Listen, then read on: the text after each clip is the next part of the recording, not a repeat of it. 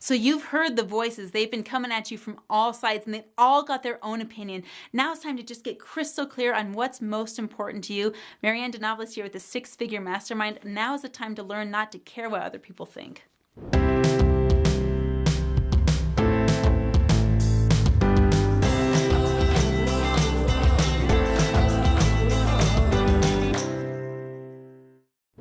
Okay, here's the big question. I'm sure a lot of you have come to this video because you've gotten a lot of feedback. Maybe a lot of you have gotten criticism. Maybe a lot of you have been feeling really down because of other people's words against you. Words can, be really, really painful sometimes. I totally get that. And now you're here and you're wondering, how do I stop caring what other people think? I'm going to caution you first and foremost. There is a counterfeit to what you're looking for. And I'm going to encourage you not to buy into the counterfeit. The counterfeit will separate you from others. The real answer to your question unites and brings you closer to yourself and closer to the right people in your environment. So let's get down to business. The question is, how do we not care about what people think about us? It's really quite simple. You really want to take a look at you. What kind of person are you? Do you like hanging out with you when it's just you? Are you the kind of person you would want to spend time with as a friend? Are you the kind of person that you would call up if there was an emergency? Are you the kind of person that you can rely on? Are you the kind of person that you would want to invest in, that you would want to spend time with, that you would want to take on dates or to take to events or to invest complete time and energy and money into? Do you like who you are? And that's the thing with feedback. It's going to come at you from all directions. You're going to get feedback from your family. You're going to get feedback from friends. You're going to get feedback from frenemies. You're going to get feedback from enemies.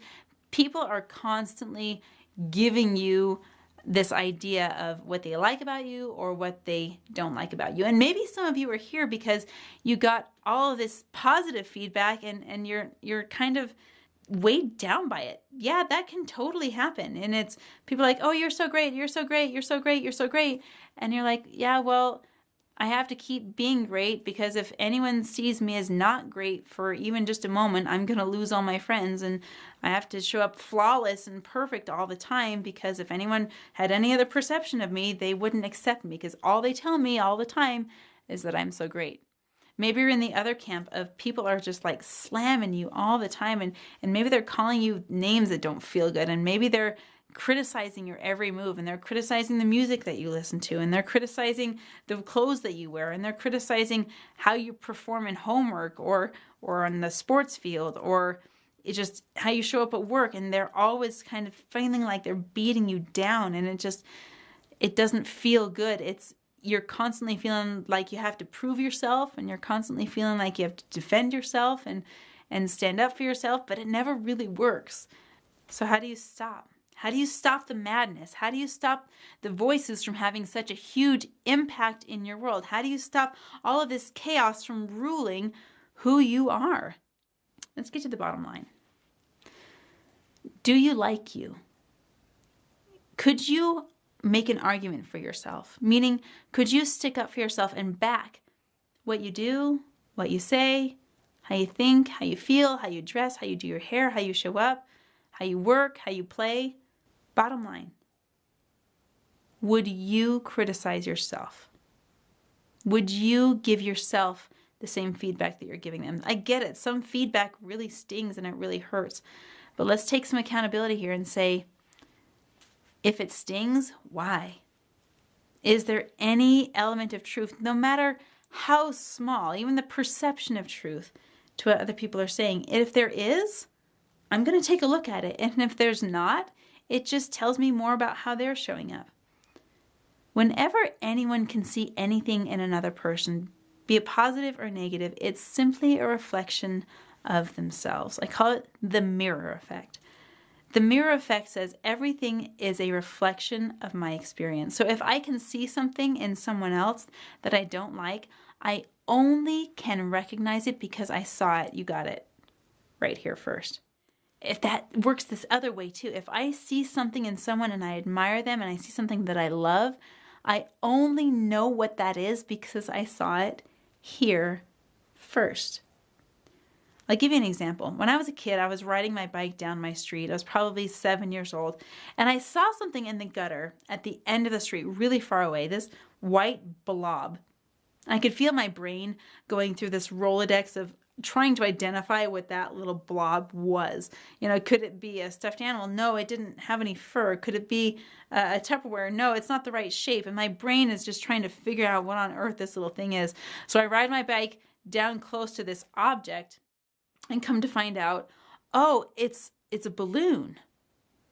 Why didn't I recognize it before? Well, maybe in my mind I have a perception that balloons only float. And so how could it be in the gutter? That makes no sense. I recognized that it was a balloon because I had seen one before. Now, if I had never seen a balloon before, you can imagine that I'd be curious in picking this thing up and what is it? Yesterday, I was on an airplane flying home from San Francisco. And in San Francisco, they don't often get a whole lot of snow. Well, it happened to be this time of year when it gets really snowy in Utah, and there was just a slight dusting on top of everything. And in the seat behind me, I heard this young boy say, "Mom, look, there's snow. Look, the rooftops are white. I didn't know the rooftops turned white. Look, Mom, there's snow all over here." And it blew my mind to listen to this sweet little boy try and experience snow for the first time. He'd heard about it, but he never experienced it before. It wasn't in his mindset. But you can better believe that the next time he sees snow, he'll recognize it. He'll know what it is. He'll know that it's cold. He'll know that it dusts the rooftops. He'll know that it covers everything like a blanket. If we see something in another person, it's because we saw it here first. Whenever you're getting feedback in your world, just understand, and you don't even have to share this with someone. In fact, I advise that you don't. Just understand for you that that feedback is simply their perception of how they see the world. When you're getting feedback, here's what I love to do. When I get feedback, whether it's positive or it's negative, I say simply, thanks for the feedback. If it's positive, I say, does this feedback support me or not? If it supports me, I say, thank you for the feedback. If it doesn't support me, I say, thank you for the feedback. And in my mind, I say, I'm not going to receive that. That's not mine. That's simply your perception. Negative feedback, same thing. If it's feedback that supports me, that says something like, Marianne, if you did XYZ, this may have a better result for you. I'm going to say, oh, maybe I could try that. And maybe that would work better for me. Or, Marianne, I want you to change this about you because I don't like who you are. Well, thank you for the feedback. I understand that I really like who I am, actually, and I don't feel like that part of me really needs to change, but I understand that that's your reality, so thank you. Thank you for the feedback. Again, these aren't words that you say out loud. Inside thoughts. Keep the inside thoughts inside. They don't need to go outside. But understand that all feedback just comes as a reflection of others that they feel like they need to give to you.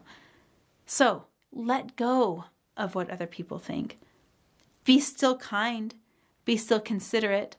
You know, I was thinking about when we were flying to Bali a couple of years ago, they asked us to consider the local culture. Now, we're coming in as a plane full of Americans, right? And Americans have our own culture. We have our own way that we dress, you know. When we went to visit specific sites in Bali, they asked us to dress appropriately, which meant for women the long pants and the long sleeve shirts. And we even had a special sash that we wore to some of the sacred sites over there and special clothing that we wore. Now, it wasn't because I cared of people criticizing me. It's because who I am loves to show up in love for others. So I cared about others, at the same time not caring what they thought of me. I care enough about you and I respect your culture enough to wear what's appropriate in your culture when I'm in your culture. I respect you enough for that. When I go into, my church meetings, I dress differently because I respect me enough and I respect the culture that I'm walking into. When I go to the sports field, I wear sports attire and I don't care what anyone thinks because I know I'm doing the right thing. If you know you're doing the right thing, allow others to have their experience and totally just share with them your love for them. Share with them that you're grateful that they showed up. Share with them that you're grateful that they cared enough about you to give you feedback in the first place. Giving you feedback is a sign of love because they love you and they want your life to be better. So say thank you for the feedback, apply it if it needs to be applied, and return love to them instead of feeling totally weighed down. And that's how you just let go completely and live your most amazing life. Now you know how to not care what others think of you, because in the end, you know that it's all about, am I doing the right thing for me? Are you doing the right thing for you? And you get to know what that is. Hey, I would love to know what you're creating. I want to know what you're working on, and I would love to answer any questions that you have. I'd love to offer my input into what you're creating. So drop a question below, drop a comment below, and I'll see you tomorrow.